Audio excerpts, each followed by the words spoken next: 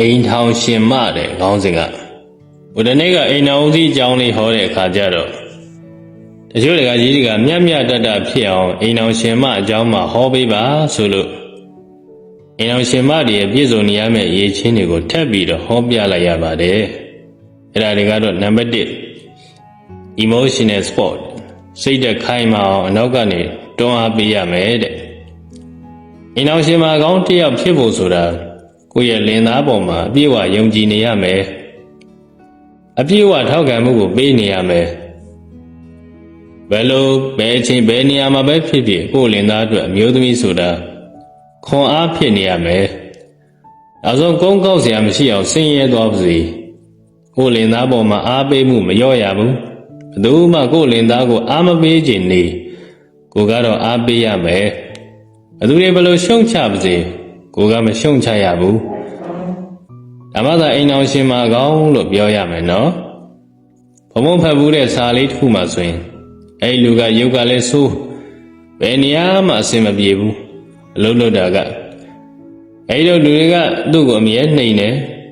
အလုံးလည်းကောင်းကောင်းမရဘူးပေါ့အဲ့လိုဖြစ်တော့စိတ်ဓာတ်တွေကျနေတာပေါ့သူစိတ်ဓာတ်ကျနေတဲ့အချိန်မှာသူ့ဘေးနားမှာကမိန်းမကခွန်အားတွေဖြစ်အောင်ပြောပေးတယ်ငါယောက်ျားတော်တာငါအသိဆုံးပါငါယောက်ျားအရေးချင်းရှိတာငါအသိဆုံးပါလို့ပြောတော့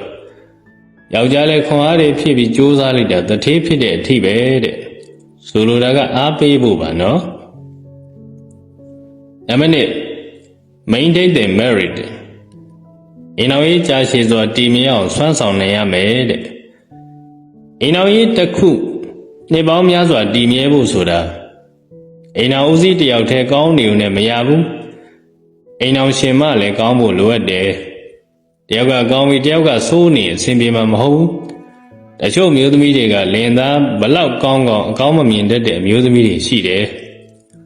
လင်သားကိုဆဲဆိုးဆူပူပြီးမရှိရှိတဲ့ပြဿနာကိုရေးကြီးခွင်ကျလှုပ်ပြီးပြဿနာရှာတတ်တဲ့သူတွေရှိတယ်ပြဿနာပြီးပြီဆိုရင်လူသိရှင်ကြားအော်ဟစ်ဆဲဆိုးကိုယ်နေညာရှေ့ညာအော်ဟစ်နေတဲ့သူတွေရှိတယ်အဲ့လိုဖြစ်တော့လင်သားကမခံနိုင်ဖြစ်ပြီးထပြီးထိုးကြိတ်ပစ္စည်းတွေရိုက်ခွဲပြီးရင်ရက်တွေမူးယူပြီးကျန်းတော့ဘသူတွေဆုံးရှုံးတယ်လဲဆိုတော့ကိုယ်တွေပဲဆုံးရှုံးရတာပေါ့ပြီးရင်ကွဲကြပြဲကြနဲ့ကြားလို့မကောင်းတာတွေဖြစ်ကြရတယ်ဒါကြောင့်ဒါမျိုးတွေလုံနေပြီဆိုရင်လည်းအိမ်တော်ရှင်မကောင်းလို့ပြောလို့မရဘူးနော်နံပါတ် 3 faithfulness loyalty တဲ့သစ္စာတရားကိုလက်ကင်ထားရမယ်တဲ့ဒီအချက်ကအိမ်တော်ရေးမှာအရေးကြီးဆုံးအချက်ပဲတယောက်နဲ့တယောက်လက်ထပ်ပြီးဘဝတည်ထောင်ကြတယ်ဆိုတာဟာတရားကိုတရားယုံကြည်ကြလို့ဖြစ်ပါတယ်ကိုယ်နှုတ်စိတ်သုံးပါးလုံးယုံကြည်ရလို့ဘဝပေးပြီးပေါင်းကြတာပေါ့အဲ့လိုယုံကြည်တဲ့အရာကိုလည်းတန်ဖိုးထားပြီးထိမ့်သိမ်းရမယ်ကိုယ်လင်သားပေါ်မှာဖောက်ပြန်မှုတွေမပြုရဘူးဖောက်ပြန်တဲ့နေရာမှာကိုယ်နဲ့လည်းမဖောက်ပြန်နဲ့စိတ်နဲ့လည်းမဖောက်ပြန်နဲ့နှုတ်နဲ့လည်းမဖောက်ပြန်နဲ့တချို့မျိုးသမီးတွေကကိုယ်နဲ့တော့မဖောက်ပြန်ကြဘူးစိတ်နဲ့ဖောက်ပြန်နေတာတွေရှိတယ်တချို့ဆိုရင်မင်းသားချောချောကောင်လေးချောချောတွေ့ရင်ပါဇက်ကမနေနိုင်ဘူးပြောလိုက်ရမှကျင်တဲ့သူတွေရှိတယ်တချို့ကဒါကိုဖောက်ပြန်တာမဟုတ်ဘူးလို့ထင်တတ်ကြတယ်နော်ဒါဖောက်ပြန်မှုဖြစ်လာစေမဲ့လမ်းစာပဲအခုခေတ်ကိုကာမပိုင်ရှိရသားနဲ့ဟိုမင်းသားကြက်ရတာနဲ့ဒီမင်းသားကြက်ရတာနဲ့ဖန်ခဲတွေရှိတယ်နော်ဒါဟာလည်းအိမ်တော်ပြကြောင်းတစ်ခုပဲနံပါတ် 4 household management အိမ်မှုကိစ္စတွေကိုကျွမ်းကျင်စွာစီမံခန့်ခွဲနိုင်ရမယ်တဲ့ဒီချက်ကတော့ထူးထူးတွေပြောစရာမလိုပါဘူးနော်မြန်မာမျိုးသမီးမှန်ရဲ့အိမ်မှုကိစ္စပိုင်နိုင်ရမယ်ဆိုတာကိုလူကြီးမိဘတွေကသင်ကြားထားပြီးသားပါအိမ်ရဲ့စားရေးဝေးနေရေးဓာတ်တွေဟာအိမ်တော်ရှင်မနဲ့အကုန်သက်ဆိုင်တယ်အချို့မျိုးသမီးတွေကဟင်းအောင်ကောင်းကောင်းမချက်တတ်ကြတာတွေရှိတယ်ဝတ်တော်လည်းချုပ်မနေပါဘူး ready made ဝတ်လိုက်တာပဲနေတော်လည်းခေါင်းနဲ့ထဲ့မနေပါနဲ့ကြောတခင်းစားရရင်ပြီးတာပဲဆိုပြီးတော့အိမ်နေငှားနေကြတယ်အိမ်မှုကိစ္စကိုမကျွမ်းကျင်တဲ့မျိုးသမီးကိုလက်ထပ်မိတဲ့အမျိုးသားဟာများတဲ့နှစပိုးပြီးတော့ပင်ပန်းနိုင်တယ်အလုံးလုံးရတာပင်ပန်းတာကတစ်မျိုးအိမ်ရောက်တော့ပကံလည်းစိတ်မထား လည်းမချက်တာအင်ကြီးလေးတောင်ခောက်ပေးဖို့မရဘူးဆိုရင်ပိုးပြီးတော့စိတ်ရှုပ်ထွေးရတယ်ဒါဆိုရေရှိမှဒီအိမ်တော်ကြီးဟာတည်မြဲဖို့မလွယ်ဘူးနံပါတ် 5 Financial Management ဝေကြေးကိုပညာရှိရှိသုံးစွဲတတ်ရမယ်တဲ့ဒီအချက်ကတော့အိမ်တော်ကြီးမှာအလွယ်မတမ်းမှအရေးကြီးတဲ့အချက်တစ်ခုပဲဝေကြေးကိုပညာပါသုံးစွဲတတ်မှသာလျှင်မိသားစုကချမ်းသာနိုင်မယ်အမျိုးသမီးဖြစ်တဲ့အိမ်တော်ရှင်မဟာငွေကြေးကိုလျက်ပေါ်လော်လီလုံးမပြရဘူးစနစ်ကြရတယ်အမျိုးသားဆိုတဲ့အမျိုးကများသောအားဖြင့်ရလာတဲ့လစာတွေကိုအမျိုးသမီးကိုအပ်ကြတာများပါတယ်အဲလိုအပ်လာပြီဆိုရင်သုံးတင်တာကိုသုံးသိသိတင်တာကိုသိသိရမယ်အပေါ်ဝင်ငွေဘလို့ရအောင်လုပ်ရမလဲဆိုတာကိုနားလည်ထားရမယ်ငွေစုတတ်တဲ့အကျင့်ကိုလည်းထားရမယ်ပြီးရင်ကိုသားသမီးရဲ့ပညာရေးကျန်းမာရေးစသဖြင့်နေရာဒီမှာလည်းသိချစွာသုံးစွဲတတ်ဖို့လိုအပ်တယ်တချို့မျိုးသမီးတွေကဒါကိုနားမလည်ကြဘူးရလာတဲ့ငွေကိုပလိုင်းပေါက်နဲ့ဖားကောက်သလိုလှုပ်တတ်ကြတယ်ဒါကြောင့်လဲမွဲတဲ့မွဲနေကြတာပေါ့အရှိကကုန်းရုံးရှာအနောက်ကနေဖဲရိုက်ကပ်ဖောက်နှလုံးသုံးလုံးထိုးပြနေကြမှတော့မွဲတာမဆန်းပါဘူး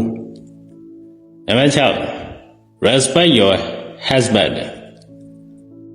သင်ရဲ့လင်သားပေါ်မှာလေးစားမှုရှိရမယ်တဲ့ဒီအချက်ကသိရေးကြည့်တယ်လင်ရဲ့မယားရဲ့လို့ဖြစ်လာရင်ချစ်သူရေးစားဘဝလောက်လေးစားမှုတွေမရှိတော့ပဲလေးစားမှုတွေလျော့သွားတတ်တယ်ကိုယ့်ရဲ့လင်သားကပေါမောက္ခကြီးဖြစ်လင်ကစားကိုယ့်ကိုယူထားတာပဲဆိုပြီးတော့တချို့မျိုးသမီးတွေကမယုံမသေးလုပ်တတ်တဲ့အမျိုးသမီးတွေရှိတယ်ရှင်မင်းကနေအောက်ခြေဝန်ထမ်းဘဝပင်ဖြစ်လင်ကစားအမျိုးသမီးရဲ့တာဝန်ရကိုယ့်ရဲ့လင်သားကိုလေးစားရမှာဓမ္မတာပါပဲကိုလင်သားကိုကိုမမလေးစားရင်ဘယ်သူကလေးစားမှာလဲအိမ်မှာမလေးစားရင်တော့လူကြားသူကြားထဲမှာတော့လေးစားရတဲ့ပုံစံတော့ပြရမယ်ခုခေတ်မျိုးသမီးတွေကအဲ့လိုမဟုတ်ဘူးလူကြားသူကြားထဲလဲဆဲတာပဲလူဆုံးပြီဆိုမှထပြီးအော်ဟစ်မယ်ပြီးရင်ငယ်ကျိုးငယ်နာတွေဖော်ပြီးတော့ပြဿနာရှာတတ်ကြတယ်ဒီလိုတွေလို့တော့လင်သားကမခံနိုင်ပဲထိုးကျိတ်ပြီးတော့အများအမြင်မှာကိုယ်လင်သားကိုပဲပြစ်မြင်ကြမှာပဲတချို့မျိုးသမီးတွေဆိုရင်ကိုယ်လင်သားမကောင်းကြောင်းကိုရဲတကာရွာတကာရှောက်ပြောနေကြတာတော့တွေ့ဘူးတယ်ဒါတွေကအိမ်တော်ရှင်မကောင်းလို့ပြောလို့မရဘူးနော်နံပါတ် 9 Good mindset မိသားစုကိုတိုးတက်လို့စိတ်ရှိရမယ်တဲ့ဒီအချက်ကတော့အရေးကြီးတယ်ကိုမိသားစုတိုးတက်ရေးကိုအမျိုးသားကောအမျိုးသမီးပါထည့်တွက်ရမယ်